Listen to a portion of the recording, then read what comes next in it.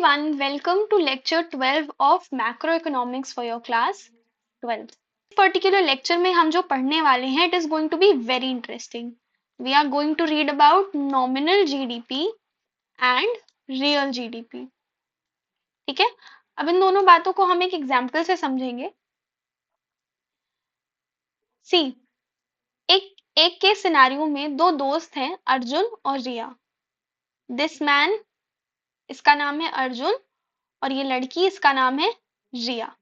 ये दोनों मूवी देखने जाते हैं. ये दोनों बहुत पुराने दोस्त हैं. अब ये एक बार 2020 में मूवी देखने जाते हैं और एक बार 2024 में. दे समहाउ डिसाइडेड कि चलो कैलकुलेट करते हैं कि कितना खर्चा हुआ. तो 2020 में जब इन्होंने मूवी देखी तो मूवी का टिकट प्राइस था ₹100 और तब इन्होंने 5 मूवीज देखी थी. तो टोटल इन्होंने कितना खर्चा किया होगा? 100 into 500 खर्च किए इन्होंने 5 मूवीज को देखने में 2020 में. अब 2024 में मूवी के जो टिकट के दाम थे वो बढ़ गए. वो 100 रुपए से हो गए 200. दोनों ने सोचा होगा कोई बात नहीं, देख लेते हैं. इन्होंने फिर से 5 मूवीज देखी. बट अब इन्होंने कितना स्पेंड किया? अब इन्होंने स्पेंड किया 200 into 5, दैट इज 1000 रुपीज. सी, अगर हम ऊपर ऊपर से देखें तो हमें लग सकता है कि इन्होंने मूवीज ज्यादा देखी होंगी.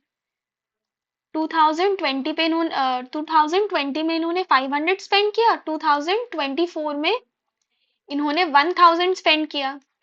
अगर हम इस चीज को कंपेयर करें तो लगेगा कि number of movies were increased, but in reality क्या इंक्रीज हुआ था? Price level. प्राइस लेवल यानी इन्फ्लेशन. इन्फ्लेशन के कारण से दाम बढ़ गए, जिसकी वजह से ये इल्यूजन जा रहा है कि शायद उन्होंने ज्यादा मूवीज देखी होंगी. तो नॉमिनल को समझना है तो इस तरीके से समझते हैं. नॉमिनल जीडीपी सिर्फ करंट प्राइसेस को देखते हुए जीडीपी को समझने की कोशिश करता है. जैसे 2020 में उन्होंने 500 मूवीज ₹500 स्पेंड किए थे ऑन मूवीज, जबकि 2024 में उन्होंने 1000 रुपए स्पेंड किए थे on the same number of movies. Right? उन्होंने अब ज्यादा क्यों स्पेंड किया? Because the prices were up when we compare to 2020 to 2040. So if you just look at nominal GDP, ऐसा लगता है कि ज्यादा देख लिया, इवन दो मूवीज का जो नंबर था वो सेम था. बढ़ा क्या था? प्राइस. मैं इस चीज पे इसलिए इतना एम्फोसिस कर रही हूँ क्योंकि बच्चे बहुत कंफ्यूज होते हैं इस टॉपिक पे. नाउ रियल जीडीपी क्या है? रियल जीडीपी बेटा जब हम इग्नोर कर देते हैं, जैसे हम अपने लाइफ में रियल प्रॉब्लम्स इग्नोर करते हैं ना, वैसे ही जब हम इन्फ्लेशन को इग्नोर कर देते हैं जीडीपी में से तो हमको रियलिटी पता चल जाती है, यानी रियल जीडीपी. ठीक है, हमने प्राइस चेंजेस को ऑल टुगेदर इग्नोर कर दिया. हमने सिर्फ किस चीज पे फोकस किया कि मूवीज कितनी देखी गई. तो मूवीज दोनों ईयर में कितनी थी? 5.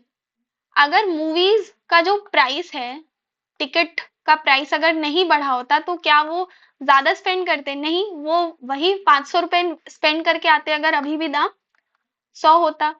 तो ये रियल जीडीपी इसीलिए इंपॉर्टेंट है क्योंकि ये रियलिटी को दिखा देता है by excluding the role of inflation.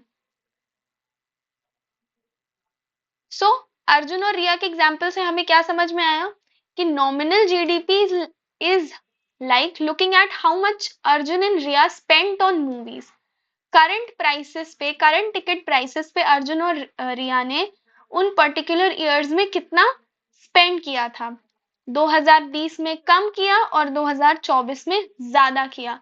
Real production नहीं था, इन सेंस मूवीज में इंक्रीज नहीं था बट प्राइसेस में इंक्रीज था. That is your nominal GDP.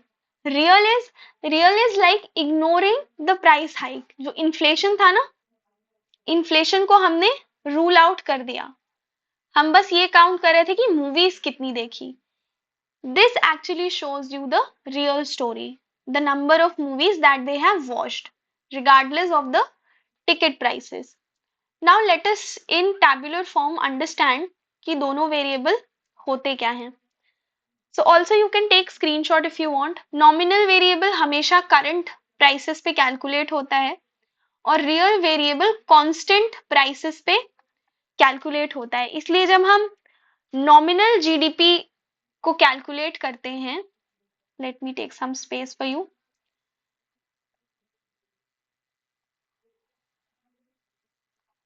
Nominal GDP, तो नॉमिनल जीडीपी कहीं कहीं आप देखते होंगे लिखा होता होगा GDP at current prices. This tells you GDP at current prices nominal. Real, what does real GDP tells you? Real GDP आपको बताता है जीडीपी एट कांस्टेंट प्राइस. जैसे वो रिया और अर्जुन के एग्जांपल में जब हमने प्राइस हाइक को रूल आउट कर दिया और सिर्फ ये देखा कि कितनी मूवीज देखी गई, ठीक है, वो हमें क्या कर रहा था, रियल जीडीपी यानी जीडीपी एट कांस्टेंट प्राइस बता रहा था. Now nominal they do get affected by inflation, जबकि रियल वेरिएबल्स तो बने ही इसलिए हैं ताकि हम इन्फ्लेशन को रूल आउट कर पाए, राइट. दूसरा, it is used to measure the value of economic variables in current prices. current period में economic variables को measure करने में nominal variable काम आता है, जबकि real variable it helps you to compare economic values over time by accounting for inflation or deflation. सी अब economy में इन्फ्लेशन के साथ साथ डिफ्लेशन भी हो सकता है, बट जनरली डिफ्लेशन दिखने नहीं मिलता है. ऐसा नहीं होता है कि जो बिस्किट आपको 5 रुपए का मिलता था 4 साल पहले वो अब हो गया है 3 रुपए का, ऐसा कभी नहीं दिखने को मिलेगा, ठीक है. तो जो आपका नॉमिनल जीडीपी है ये आपको करंट मार्केट वैल्यू पे इकोनॉमिक एक्टिविटीज दिखा देगा. जो भी आपका value of goods and services है, value of your goods and services, ये आपको करंट मार्केट वैल्यू पे बता के देगा. जबकि रियल जीडीपी आपको प्रोडक्शन कितना हुआ है in reality, physical quantity of goods and services कितना चेंज हुए हैं ये वो बताएगा. ऑल राइट, चलो. Now let us see, there's a definition, you can take a screenshot. What does GDP at current prices refers to? So GDP at current prices का मतलब होता है मार्केट वैल्यू ऑफ सारे फाइनल गुड्स एंड सर्विसेज. ये definition वही है, बस क्या चेंज है यहाँ पे, ये किस में एस्टिमेट हो रही है, करंट ईयर प्राइसेस में एस्टिमेट हो रही है. जबकि कांस्टेंट में क्या है, ये बेस ईयर लिया जाता है. फॉर एग्जाम्पल 2011 ले लो, 2012 ले लो, उस बेस ईयर से हम कंपेयर करते हैं 2024. सी एक एग्जाम्पल देके समझाते हैं आपको. 2012 हमने अपना बेस ईयर लिया और हमें 2024 का जीडीपी से इसको कंपेयर करना है. तो 2012 में जो हम प्राइस लेवल लेंगे और 2024 का जो प्राइस लेवल होगा वो ऑब्वियसली काफी हाइड हो चुका होगा. इसी चीज को हम रूल आउट करते हैं ये देखने के लिए कि एक्चुअल प्रोडक्शन हुआ भी है या नहीं. एक मिनट के लिए अज्यूम करिए कि आपकी इकोनॉमी में सिर्फ टमाटर प्रोड्यूस होता है, only tomatoes. Let me draw a tomato.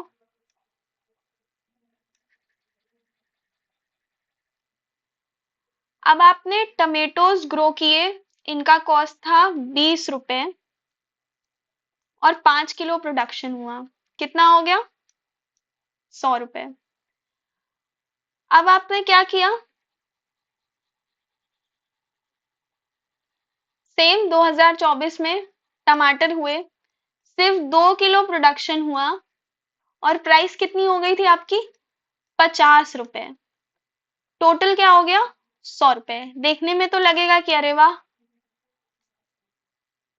टमाटर तो सही चल रहे हैं, बट देखने वाली बात क्या है, ये 5 और 2, production of tomatoes has decreased, जबकि प्राइस हैज इंक्रीज्ड। ऑलराइट, चलो अभी दूसरी स्लाइड पे चलते हैं हम लोग। नाउ अब ये कंफ्यूजन हो रहा होगा कि ठीक है, आपने बता दिया ये प्रॉब्लम है हमारे पास नॉमिनल की, कि नॉमिनल देखेंगे तो रियलिटी नहीं पता चल जाएगी, नॉमिनल से देखेंगे तो रियल नहीं पता चल पाएगा। इसीलिए हम यूज करते हैं एक कॉन्सेप्ट जिसमें हम इसको कन्वर्ट कर सकते हैं नॉमिनल को रियल से। So let us understand that thing.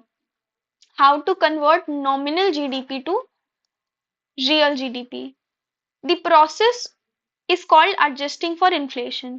ठीक है, यहाँ पे हम जो रियल ग्रोथ इकोनॉमी की होती है, the real growth in the economy without the influence of price changes, here we see real growth of the economy without the influence of the price changes.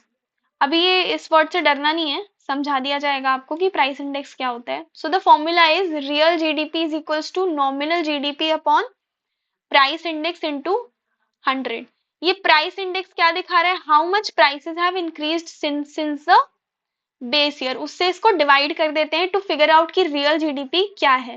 अभी बताया था ना, बेस ईयर हम 2012 ले सकते हैं और हमें 2024 की रियल जीडीपी पता करनी है।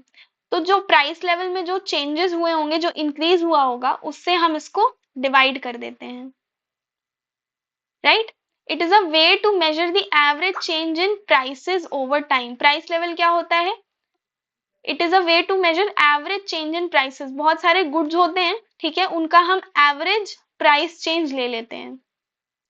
ये क्या दिखाता है, it shows how much prices of goods and services have increased और decreased compare to the base year. It shows you कि कितना प्राइस बढ़ा है या कितना प्राइस घटा है। देखिए प्राइस इंडेक्स, इमेजिन करिए आपके पास एक बास्केट ऑफ गुड्स है, you have a basket of goods. उस बास्केट ऑफ गुड्स में आपके पास बहुत तरह की चीजें हैं, फूड, कहीं सीपीआई का नाम सुना होगा, WPI का नाम सुना होगा। ये जो इंडेक्स है ना, ये वही बात है, this is the same concept. नहीं सुना है तो हम अभी इंडियन इकोनॉमिक्स जब पढ़ेंगे तो हम उसमें ये सारी बातें कवर कर लेंगे। So again back to the example, basket of goods में आपके पास मान लीजिए फूड है, क्लोथ्स है और बुक्स हैं, ठीक है। अब इमेजिन करते हैं in the base year the total price of these items was 1000। Base year में ये जो बास्केट ऑफ गुड्स है, इसका प्राइस आपका क्या था, 1000 रुपीज। अभी चेक करने पे पता चला कि 200 रुपए में, मतलब 200 रुपए से इन्फ्लेशन आ गया सेम बास्केट ऑफ गुड्स में। सब कुछ वही है, बट इन्फ्लेशन की वजह से इस बास्केट का दाम बढ़ के 1000 रुपए से 1200 हो चुका है। इसका मतलब 20% इंक्रीज है, या फिर prices have gone by ₹200। This is the price index. Price index का फॉर्मूला क्या होता है, cost of basket in the current year. Current year में वो बास्केट क्या कॉस्ट कर रही है अपॉन बेस ईयर में वो क्या बास्केट कॉस्ट कर रही थी। सी बेस ईयर पास्ट का ईयर होता है, ठीक है, ये तो अभी तक समझ आ गया होगा। पास्ट के एक ईयर को हम अपना बेस ईयर मानते हैं, उसको हम बिल्डिंग का बेस बना लेते हैं।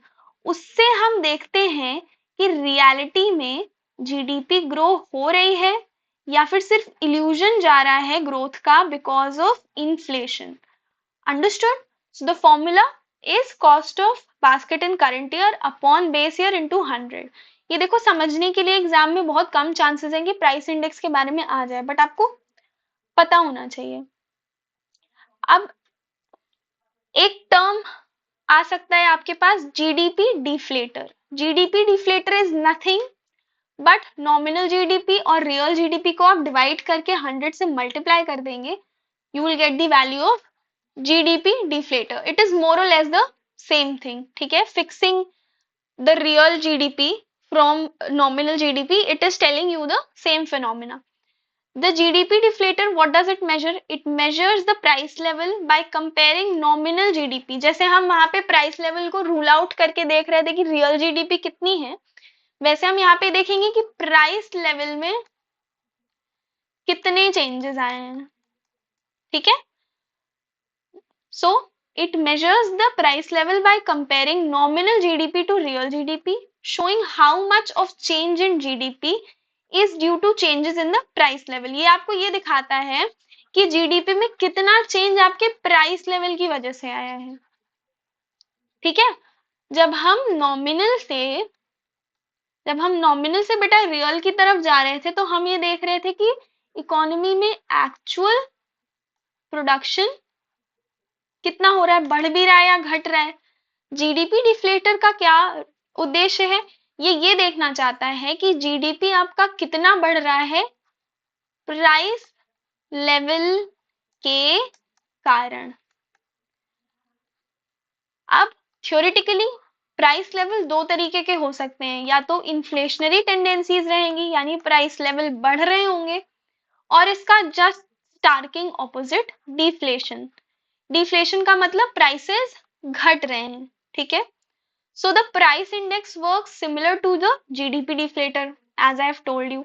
It reflects changes in the price level over time.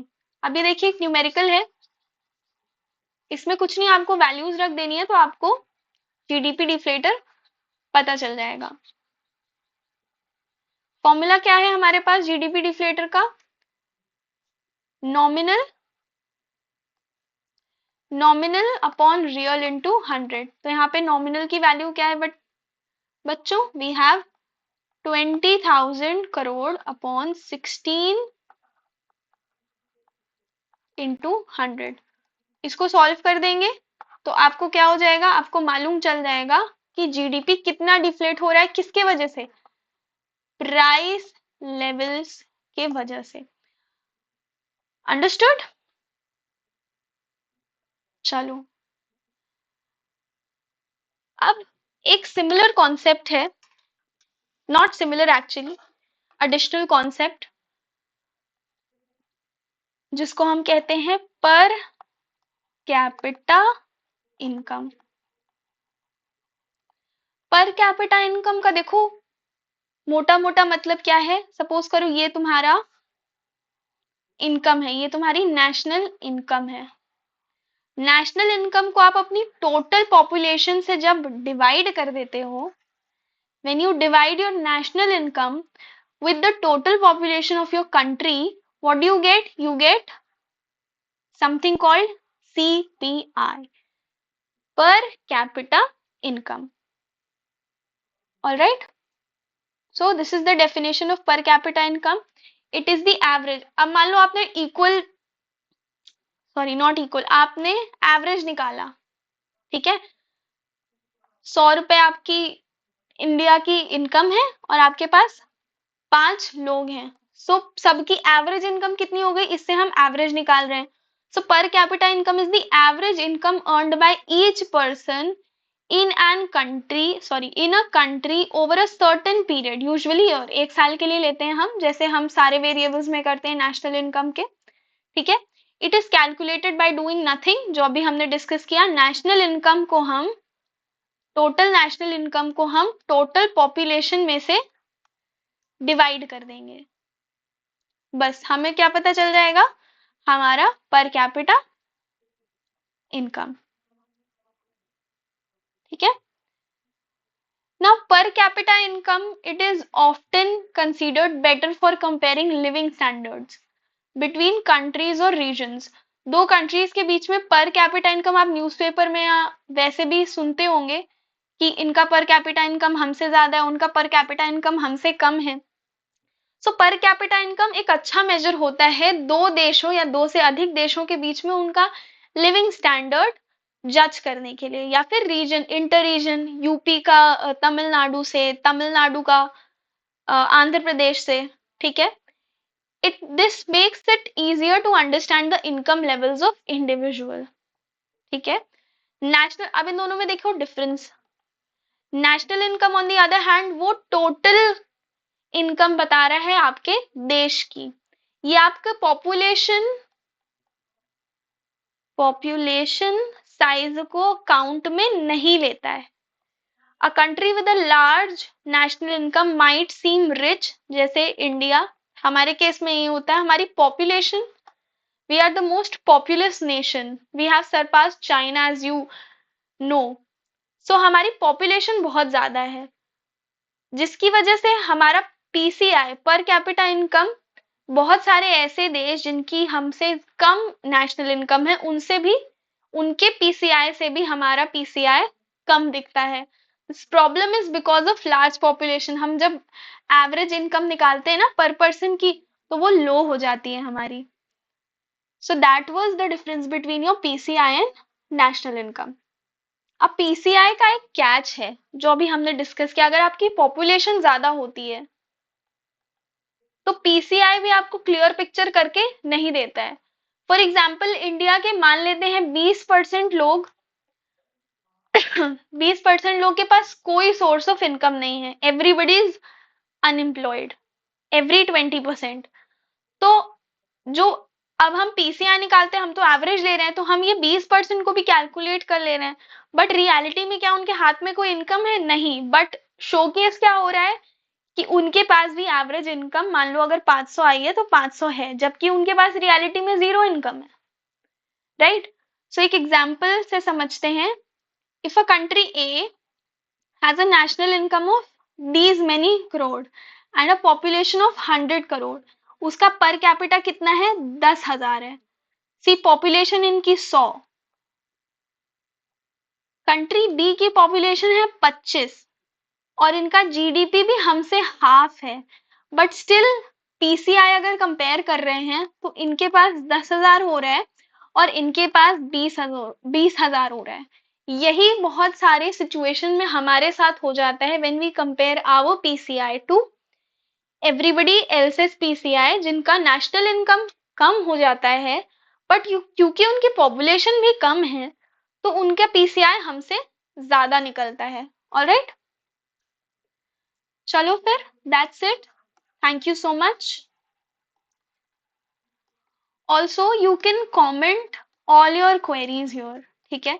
थोड़े दिन बाद आई विल फिगर आउट कि आपसे डायरेक्टली कैसे कनेक्ट करना है, तो मैं टेलीग्राम के थ्रू या फिर मैं आपको अपना ईमेल प्रोवाइड कर दूंगी, where you can ask me all your doubts. Alright.